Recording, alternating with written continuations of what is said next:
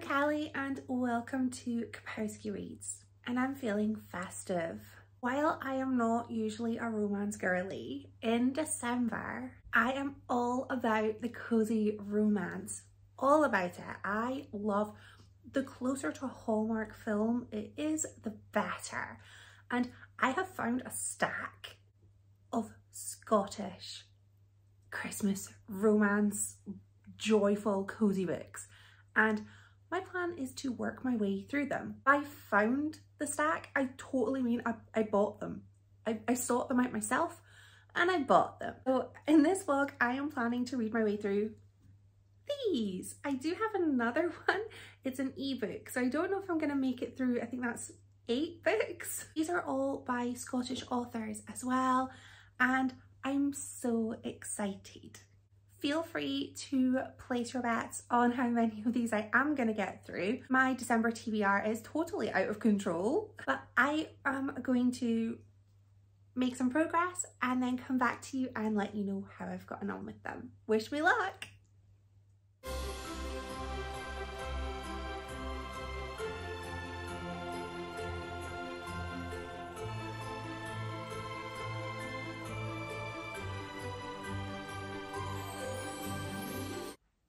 I have finished two of my Scottish Christmassy books. I meant to come back and tell you about them as I finished them, but I read one and I loved it so much that I went on to read another one by the same author pretty much straight afterwards. So 2 from one author.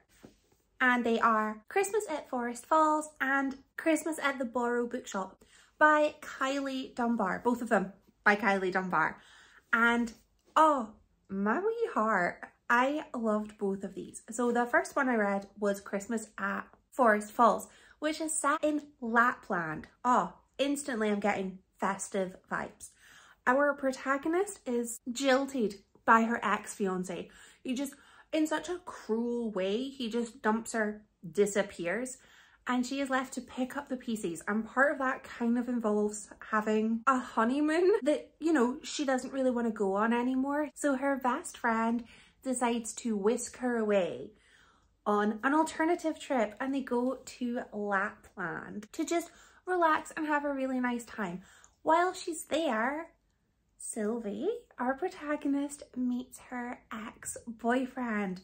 Not the fiance who did her dirty, no, her university ex-boyfriend, the one who got away. And so we end up having a second chance romance, which I love. I love a second chance romance when it didn't work out the first time due to just things out with their control. And in this case, the circumstances out with their control were that Stellan, her ex-love, was an exchange student, and social media really wasn't a thing when they were together. So it's kind of a case of bye. And they are reunited 15 years later at the resort that his family owned, his family resort in Lapland. And it's just a fun, lovely story with puppies, husky puppies, and just so nice. And in addition to the reunion between Sylvie and Stellan, we have a side romance in the form of Sylvie's best friend and Stellan's best friend. And they are a couple that you just think on paper wouldn't work, but I enjoyed their story. And this book had me sobbing, absolutely sobbing, because I was invested. I was so invested in the characters. And I was so invested that I had to then go and read another book by this author, which was Christmas at the Borrow Bookshop. This book is set in a cozy Devonshire town where there is a bookshop, a quaint, like oldie worldy bookshop. And it's ran sort of like a holiday rental, basically, where you can stay there and you work in the bookshop for a holiday for a couple of weeks, and you can sort of play at being a bookseller. And Magnus, he has come over from Iceland to work in this bookshop. He got given this trip as a gift after losing his own bookshop. and is kind of using this trip as sort of healing. And he meets Alex, who is running away from her life. She's running away. She took to the seas in a boat.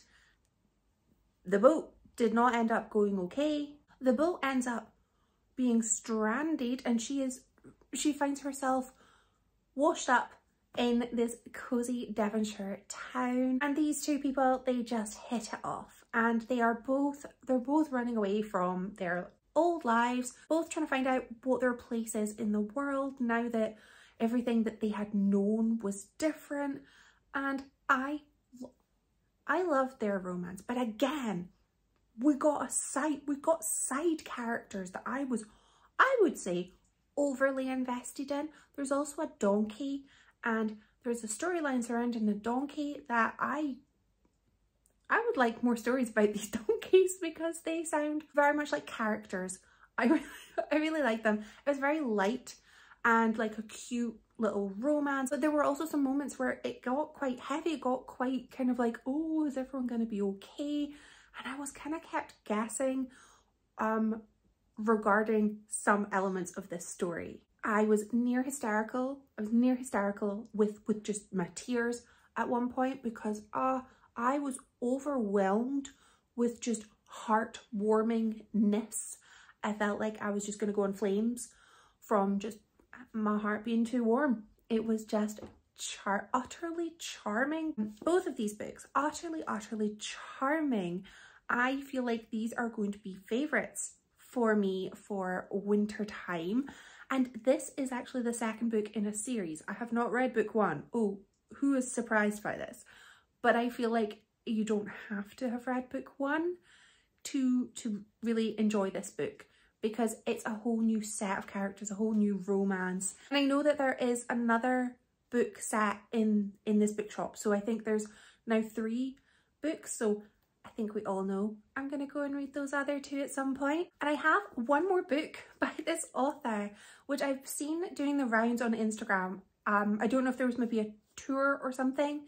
It was all over my feed, so I have it as well. But because I've just read 2 books by this author, I think I want to read from somebody that I haven't sampled yet. And I am between 2 books for my next one. I kind of want to go with Love in the Scottish Winter Highlands by Beatrice Bradshaw, because it's quite short, but it also just sounds like it's going to be a cozy romance in Scotland, in the Highlands. And there's a grumpy sunshine element. There is a castle. I mean, I think I'm gonna love it. But I also kind of want to go and read Christmas at Lobster Bay by Annie Robertson next. I want to read all of these books, but this one I want to read because my boyfriend keeps thinking it's Christmas at Lobster Baby. And we keep laughing about Lobster Baby, which isn't even a thing. So I think, I mean, I want to read this next just for chuckles, but this is the biggest one on my pile.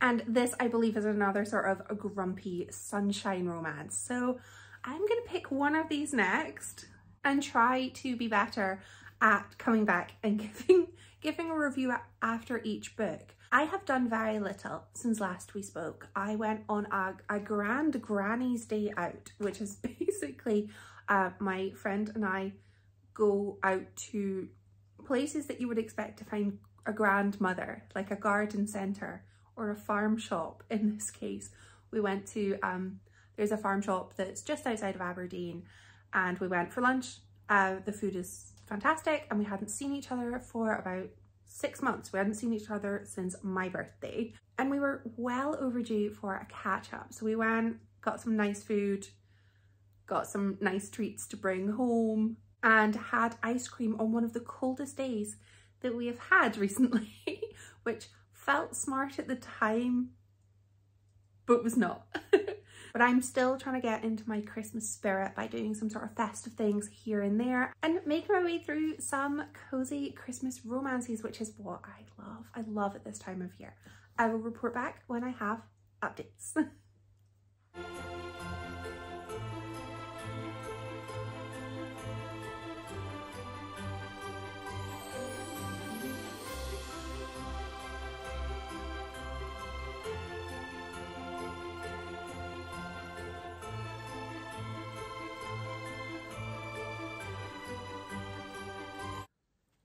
I have finished one more book. I have finished Christmas at Lobster Bay by Annie Robertson, and I may or may not have been singing Lobster Baby to the tune of Santa Baby for the last 48 hours or so.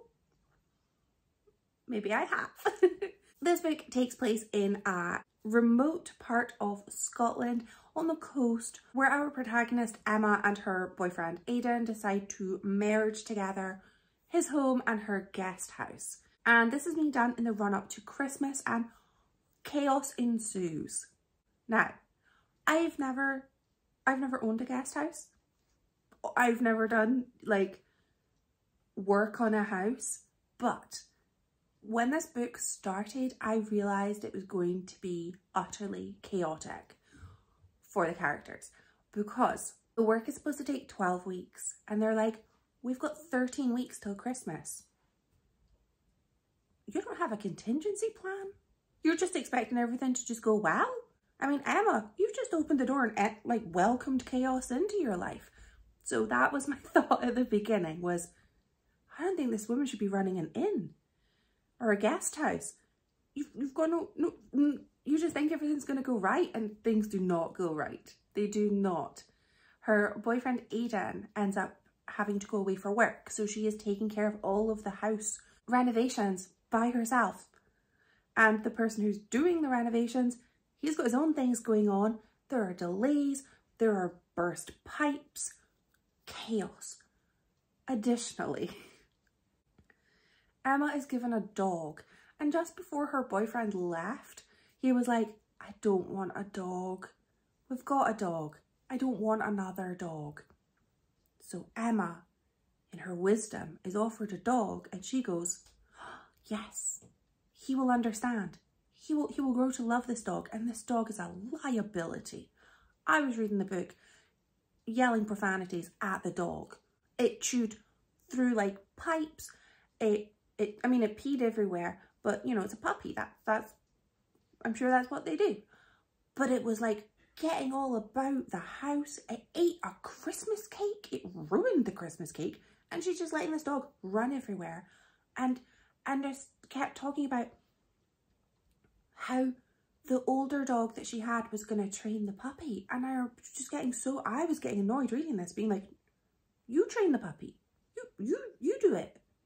You have to train the dog. Like, there is an element of a dog will learn from another dog, but responsibility is all on you, Emma. And she took none of it.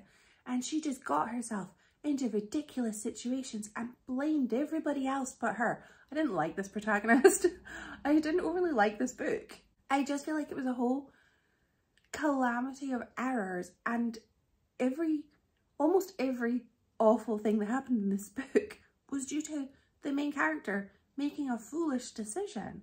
And I found it really hard to root for her because I didn't like her, and I thought she was an idiot and made stupid decisions. And I realised that feels quite harsh, but I did love the location, and I loved the whole sort of guest house at the seaside, and I liked everybody else in the town other than Emma, our protagonist, our main character. I liked everybody else. So setting and location, super intriguing, really just cozy vibes, but a main character, you couldn't be friends with her. You couldn't.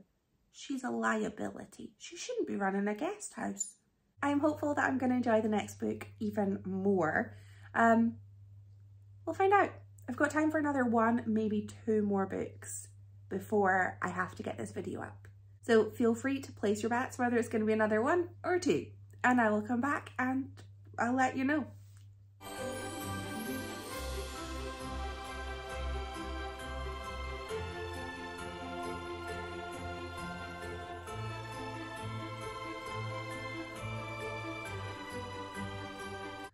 I have finished one more book. I have finished Love in the Scottish Winter Highlands, and I had such a good time with this book. This is about a woman, Marla, who lives in London, and she finds out that she has inherited a castle.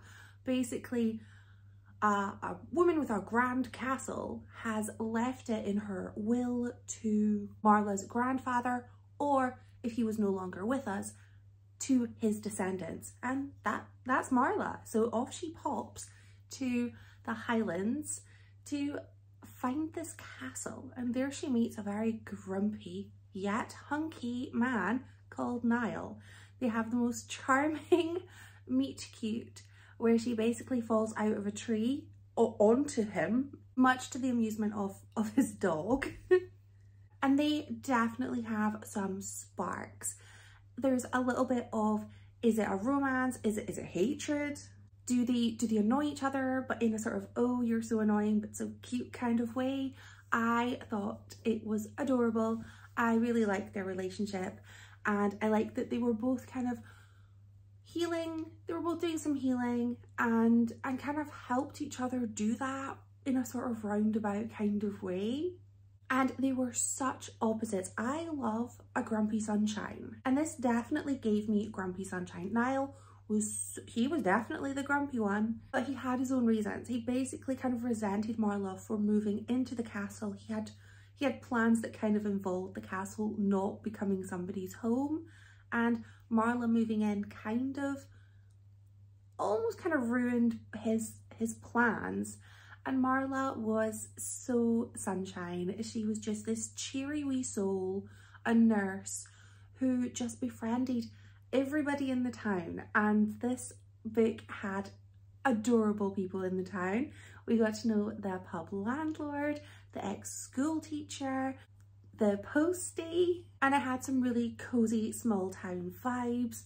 I just thought it was utterly charming. The romance, I bought it. I was rooting for them right from that first moment when she fell onto him. The dog in this book was far less annoying than the dog in the last book. I really liked the dog in this book. It was a wee scamp, but I thought it was adorable. Throughout the book, Marla was just trying to fix up this castle. It'd been a little bit in need of some TLC, and she wanted to fix it up and have some sort of retreat for overworked nurses and doctors. That jingle bell is the cat, he is awake. And just a place that people could come and just relax and take some time away from work. And I just thought that was so lovely, and it just made Marla seem like a really nice person, and I was rooting for her. I really wanted her plan to work, and I really liked finding out the relationship between Marla's grandfather and the owner of the castle. Why would you leave a castle to somebody? Oh, I really liked that. I kind of wanted it to be a little bit juicier. There were some diary entries from the owner of the previous owner of the castle, and I would have liked there to have been a little bit more, but that's 100% on me and the fact that I'm nosy. I wanted to know a little bit more of their relationship and what caused her to feel so fondly towards him. I wanted more. I believe this is the start of a new series, so if there is a book 2, I would like to read it. There were some smutty bits in this book, and the first one I didn't think it was, I was like, oh, that's fine. And then I get to the second one and I was clutching my pearls. The second smutty scene was a lot more graphic than the first. But I thought it was a really fun read, and I just love 2 characters dealing with their own demons, coming out all the better. So I didn't manage to get through the 7/8 Scottish books that I had hoped to read in this vlog, because that was a ridiculous number of books to try and read. I read 4 and I had a really fun time, and I still have some Scottish Christmas romances left for another time. Worst case scenario, I can read them next year. Let me know what you've been reading lately. Have you been enjoying any Christmassy books? And thank you so much for watching.